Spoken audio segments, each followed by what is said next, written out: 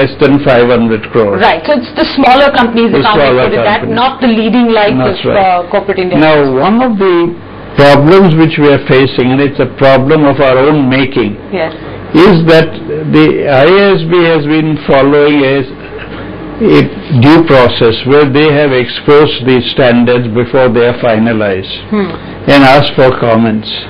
Unfortunately, from India, we have never bothered to give any worthwhile comments. Right. So it becomes very late in the day to now say that this is something which should be changed, right, when we didn't object to it when it was issued.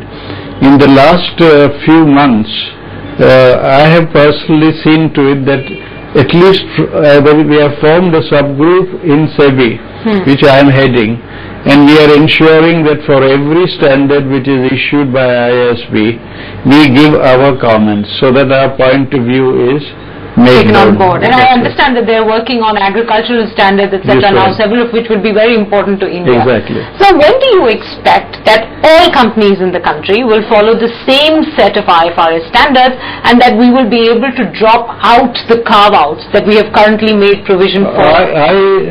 That is the issue about adoption and convergence. Do you expect carve-outs will stay for a long time, or do you hope that they will drop There off? may be another carve-outs, because you see, these are all dynamic. Okay. Standards are not fixed.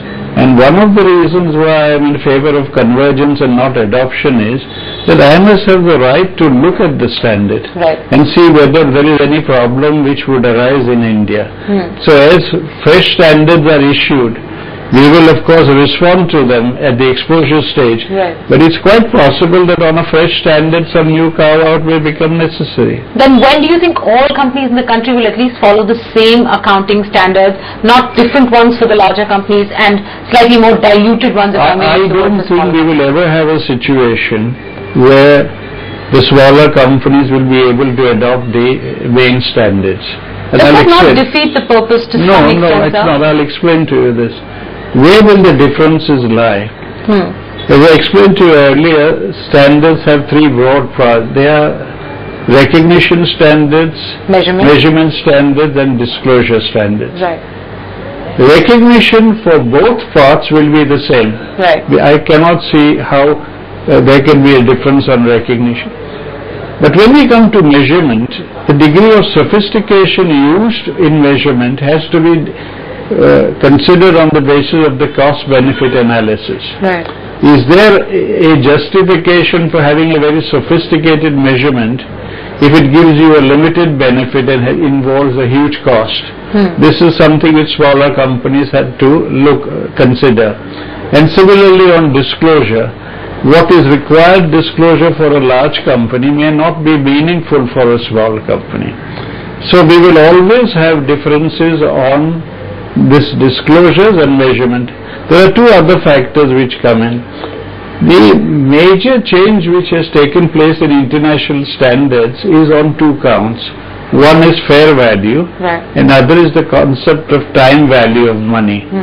So what it means is that if you, for example, have a book debt, now we will recognize a book debt at its recoverable amount, whether it's payable today or payable as a deferred debt payable over 5 years. The international standard says if it's payable over 5 years, you do not recognize the debt at its full value, you recognize that its discounted value. Okay. Now that sort of sophistication we will not have for smaller companies. Does that not hurt the comparability of these numbers, sir? No, in any case, so long as small companies are compared with small companies, there is no problem. You know, what is the purpose of comparability? The comparability must be of like with like. In a peer group. So yes.